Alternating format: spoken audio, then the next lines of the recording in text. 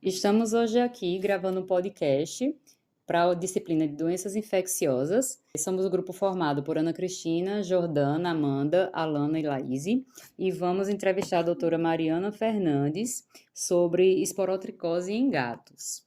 Doutora Mariana, tudo bem? Você poderia falar um pouco para a gente sobre o que é a esporotricose e as formas de manifestação da doença no animal?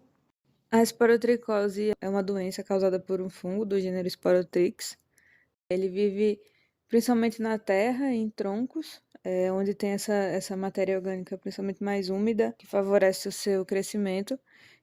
E a contaminação acaba sendo mais fácil nos felinos por conta dos seus hábitos, né? No caso de enterrar as fezes, de enterrar a urina, afiar suas unhas nos troncos, e aí eles acabam se infectando com esse fungo e também transmitindo a outros por meio, às vezes, de brigas ou então de mordidas, né, arranhões.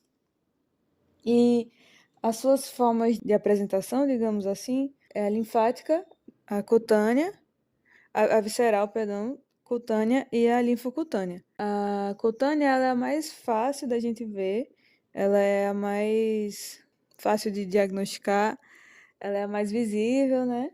Então, ela é mais aparente, digamos assim. É aquela que forma as lesões ulceradas na pele. Não costuma apresentar secreção purulenta, mas ela pode apresentar uma secreção hemorrágica e inflamatória. E ela é a mais fácil de diagnosticar porque precisa basicamente de uma citologia do local. Ela é bem mais acessível, digamos assim. A visceral, ela é a versão da esporotricose que ela fica nos órgãos internos, então ela é mais difícil de diagnosticar porque a gente não consegue ver, né? Precisa de exames de imagem e ela é muito facilmente confundida com outras doenças que podem causar algum tipo de nodulação. Então, ela para fazer o diagnóstico tem que ser um pouquinho mais incisivo, né? Você precisa, às vezes, até de um certo procedimento cirúrgico para poder coletar o material e fazer esse exame. E tem a versão que é a linfocutânea, que é uma das mais características assim da esporotricose, que é quando forma aquela cadeia de nódulos, um seguido do outro, que é quando os linfonodos, de uma forma mais fácil de entender, eles são ativados e aí eles aparecem mais na pele, nessas formas de nodulação, e ele fica quase como um colarzinho assim de pérolas, porque segue um atrás do outro mais comumente, né? Mas ele também pode aparecer como aquela forma do narizinho inchado, né? Às vezes aumenta os próprios linfonodos nas suas regiões mais anatômicas, digamos assim, embaixo da mandíbula, logo atrás dos membros, nessas regiões mais específicas. E eles também, para fazer o diagnóstico por meio de punção, né? De uma biópsia também. Ela é um pouquinho mais difícil do que a cutânea, mas mais fácil do que a visceral. E como as lesões podem evoluir para a forma sistêmica? Então, para evoluir para a forma sistêmica, tem que ter uma certa extensão na pele e aí atingir o sistema sanguíneo, né? Por forma hematógena, ela vai atingir os outros órgãos, as vísceras, né? Podendo ir para qualquer local do corpo. E sobre a profilaxia da esporotricose, o que é que pode ser feito? Em relação à profilaxia, em relação ao animal, né, ao gato, principalmente evitar que ele saia de casa. Animais que são errantes, né, animais de rua, digamos assim, a gente não tem muito como evitar, porque é o local que eles estão vivendo. Mas animais que têm tutor, eles devem ser mantidos dentro de casa, evitar qualquer tipo de saidinha, evitar que ele vá para a rua, né? E caso tenha jardim, manter esse jardim sempre limpo, digamos assim. Existem algumas formulações que você pode colocar na terra e nas plantas para evitar alguns tipos de fungos, né?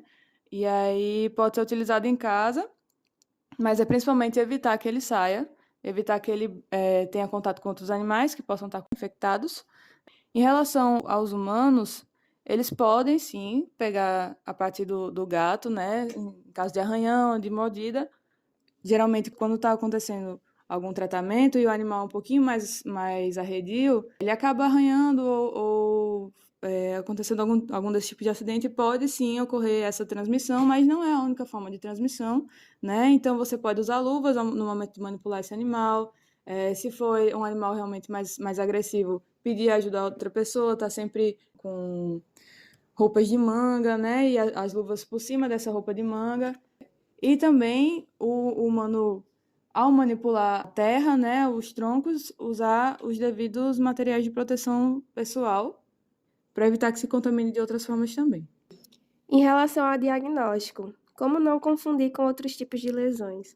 Então, a única forma de você realmente diagnosticar a esporotricose, apesar de terem lesões que são bem características, é fazendo exame, né? A citologia, e se for alguma lesão nodular que não seja ulcerada, fazer a punção, né, dessas lesões, até se for em órgãos internos, no caso, teria que passar até por um certo procedimento cirúrgico para poder fazer esse tipo de coleta de exame, né, que seria ou a punção ou uma biópsia dessa lesão, né, do nódulo, e se for essa forma cutânea ulcerada, é por meio de citologia, né, o imprint ali da lâmina, seriam as únicas formas de diagnosticar de forma mais certeira. Qual o tratamento e por quanto tempo ele dura e também o que a gente pode fazer em relação às gatas prenhas ou lactantes?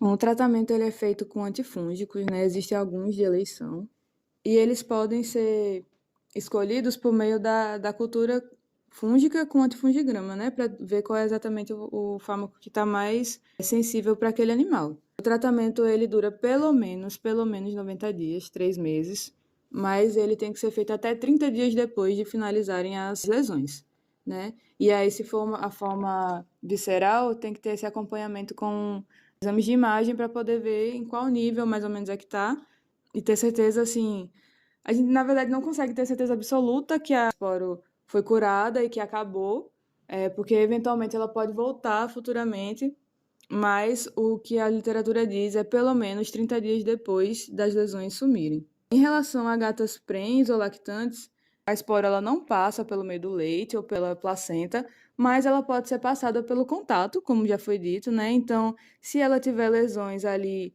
próximo às mamas, ou até em qualquer outro local do corpo, porque a gente não tem como segurar um gatinho e falar para ele, ó, não vá para tal local, né? Então ele pode chegar a essas outras partes do corpo da mãe e transmitir para ele por meio do contato, mas por forma de leite ou de placenta, né, na amamentação ou durante a gestação, não existe relato na literatura falando que tem como transmitir.